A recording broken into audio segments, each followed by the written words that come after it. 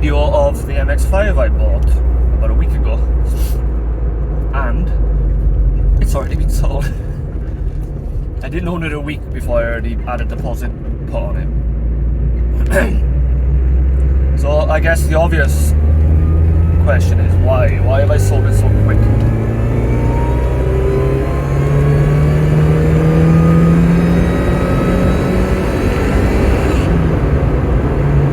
Revs all day.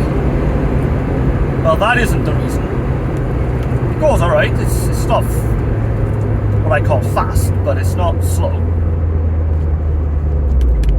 I thought I'd like the whine more than I do. I find it more of an annoyance than anything. Like when a turbo car, it'll be quiet if you want it to be quiet. Like I'm only mildly accelerated, it's whining its ass off.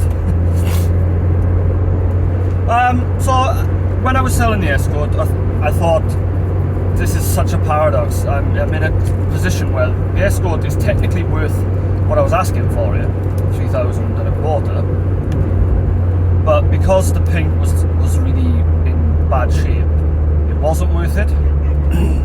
Plus, on a more of a realistic side, Escorts, they are worth it value-wise, but it's hard for a lot of people to see past the Escort side of it, and they, like, a lot of people might not pay that for one. Certainly when I see one for sale, I'm like, Jesus, is it really worth that? And then you think about it a bit, and you're like, yeah, they have gone up actually. But the paint, like I said, was letting it down, and I knew I was going to struggle to sell it.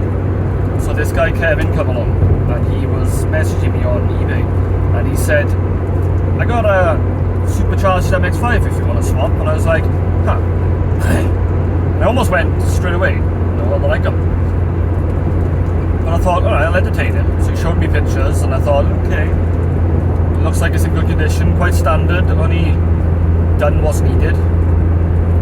And I don't know, it just come to it, and I thought, to be honest, I won't mind trying a Supercharged MX5 out. Plus, that will be a hell of a lot easier to sell than this Escort will be. And he seemed like he really wanted it, so I went to meet him halfway. I travelled 2 hours, he travelled less than an hour. Met him just on the first services out of Wales on the M5. And he just gave the impression he really, really wanted an Escort. So I thought, you know, not to be a dick, but I can probably exploit this. I can get rid of this car. Stop filming when it landed. I can probably get rid of this car at the same time. This guy gets what he wants, and push comes to shove, I should be able to get rid of the MX5 a lot easier than it would be to get rid of the Escort. So that's exactly what I've ended up doing. Just a bit sooner than I thought I would have. So I got home, I was happy enough, put the insurance on it. The insurance is quite a lot more expensive than the Escort, being an 02 plate, because the Escort was on a classic policy. This is costing me around £300. God! This is costing me about £300 to insure, with the Escort was 160. So, tax is ridiculous, it's £380 for the year. What the hell? That's more than my ST. Which I can't wrap my head around. It's a 1.8. Don't forget, the taxman doesn't know it's supercharged or anything like that. I think it was like 160 kilograms per mile or kilometre or whatever we do it in. Anyway, so drove it around, happy enough. I don't really fit in it, to be honest. Like, the seat won't go far back enough, so my legs aren't quite straight enough. They kind of bowed. But then the tunnel is so wide and close to you that you can't really put your legs out enough. And then my height wise, I can't see the sky. I can just about see the top of that tree over there. It's just too it's too small for me. I'm not a Japanese man, you know, I'm a 6 foot European.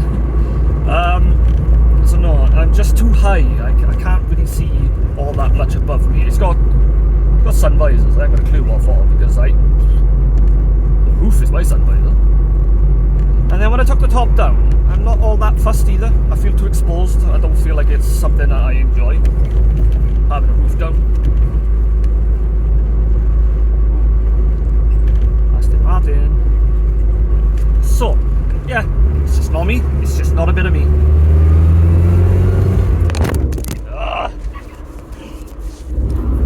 Oh, also the mag mount they come with is crap. You've fallen like 4 times now. And yeah, like I said, it's not fast. The guy who sold it, he built it up way too much. He was like, it's too fast for me, I can't cope with that thing, it's way too fast. Really quite underwhelmed considering. Hear that squeak? Oh my god. It does my nut in. It just squeaks. Every undulation on the road. Squeak, squeak. I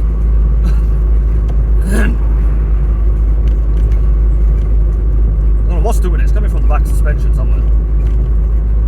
I gotta stress, I have not touched this car in any way. I've not cleaned it, I've not opened the bonnet other than to take a picture. I've not jacked it up and had a look underneath. I don't even know if it has an LSD. I don't know what boost it's running. All I know is the AFR because it's on the gauge there, and that's it. So there's a weird ghost immobilizer on it, and it's an actual pain in the ass to start, and if you're stalled, it's weird. You gotta find it, rub it, you can't see it, you just feel for it.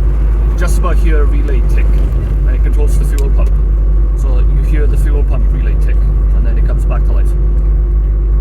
But half the time you can't hear it, so you start it, it cuts out. Anyway, so yeah, it's going. It's been deposited. It's going for just over 3,000. So I'm pretty much getting what I wanted for the Escort. So I've done a detour, but I've got there in the end. I've got the money I wanted. So this will go now, just like the Escort was meant to go in the first place. This will go, and it will fund the GTO and the Capri. And that's the plan. There's also another plan. People who know me mock me for having 5 cars. So selling this one would bring me down to four cars, and I have to count them. I can't have that, I need 5. So I'm buying another car. So you'll have to stay tuned for that. It's coming in the next week, hopefully. It's kind of boxed in a lockup, and the guy's having trouble finding one of the keys. So if he finds the key in the next couple of days, I'll have it soon. Otherwise, I'll have to wait for the guy to get the key from the dealership. So let me just give it a little brief walk around before it's too late. So it's only on 170,000, 70,000, which is pretty, pretty good. I've literally done that amount. 530 miles, that's all I've done since owning it. It's shit on fuel, absolutely shit. I'm not impressed at all. I didn't even do 300 miles to the tank. They don't work. That is the alternative. Bear in mind, I've done nothing to this car. None of this is me. CD player doesn't work. Apparently, I haven't tried it. I don't listen to that at all. And I don't like this. It's too slow. It's not very responsive. I'm used to the one in the Capri. I think it's a 5.7 sensor. I'm used to a 5.9. Or this is definitely the older version because the screen is smaller, and they're very obviously individual LEDs. Like they got their own little section. Reminds me of like, oh, what's that game show where they got blocks in the wall and they're all in the little blocks. Whatever it is. I don't like how notchy it is. It's incredibly notchy. It's really friggin' firm to get in. Changing gear fast doesn't give you confidence. You feel like you're about to break it, or you're just going to miss because you're putting so much force on it in anger. No aircon, and surprisingly, despite being a drop top, it gets boiling in here. Aircon would have been amazing. The roof's nice and easy to drop back though. I don't mind the roof at all. It's not amazing, but it's just off it goes. I like this little area here. I like this. I've put my laptop there a few times going to uni, and this, you can stick stuff in there. Don't know what, but you can. Yeah.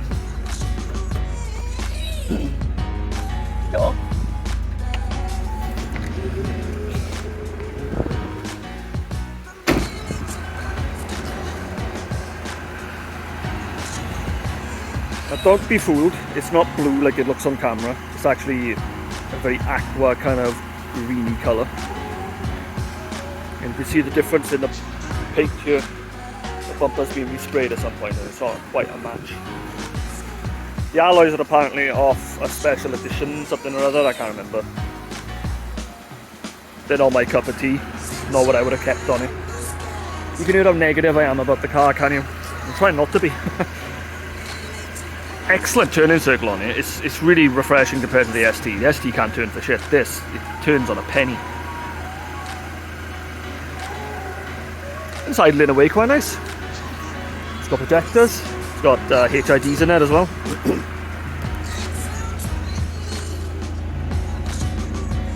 The boot, although it's not very deep, it's quite big actually. I was a bit surprised. And the exhaust sounds awesome. I don't know why it sounds so much like a bloody V6 at times. It's odd. What about? Let me just pull the bonnet.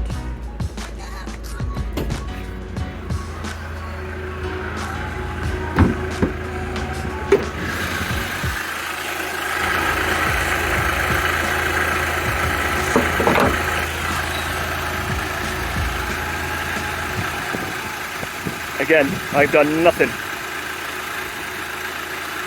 I probably would have tidied it up a little bit. Paint the walker cover. This hose is crap. And it's going to rub through at some point on here, I can imagine.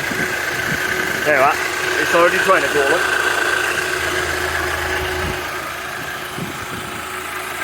And it's got two throttle bodies, which makes the pedal very firm.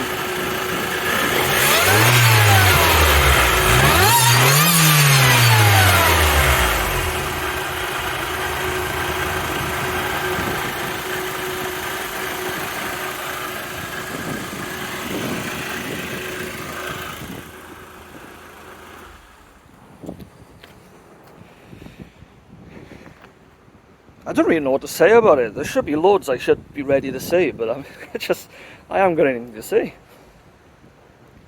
Partly because I'm just not fussed, and the other part is because I didn't do it. I mean, it does what it does, and it does it quite well. It's very reliable. It hasn't let me down at all. I know I've only been driving it a week, if that, but it does do the job. The intake and stuff like that is just done well. I'm not really sure what the heck this is. This like bypass part on the back of the throttle body. It's a, I don't know. I'm not really sure what's going on there.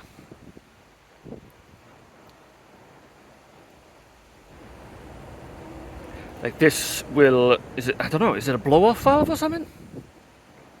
Let me know in the comments because I'm none the wiser. I don't even know if it's got a standard pulley on it. I don't think it's standard because it whines like mad, and I've never heard a Mini whine like that. Just so you know, yeah, it's a Mini E45 Eaton supercharger off the R53 Cooper S. I'm dying to take one of these vacuum lines and just plumb in a boost gauge just to see what boost it's running. I might do that now in a minute. Now in a minute, proper Welsh. The guy who sold it was very making a point of the fact that nothing's been cut for the boost hoses. So they go down in the middle here, which looks a bit wanky at first. Most people would have just gone like this and cut the hole or made a shorter rad. But they go down and then they go around and then they find their way into the, I can't see it, into the intercooler on the sides. So it is quite good. I mean, it would have cost a lot more in piping, but especially the fact they've been welded together rather than just like joined with silicone. But yeah, it's not a bad idea. Yeah, look, see, that is not the standard pulley, is it? I think these two need changing. These idlers, they're a bit whiny when it's been sat for a week. Yeah, I'll try and get a boost gauge wired up, plumbed in, and I can finally figure out what boost it's running. I'm going to guess at what? Near enough a bar.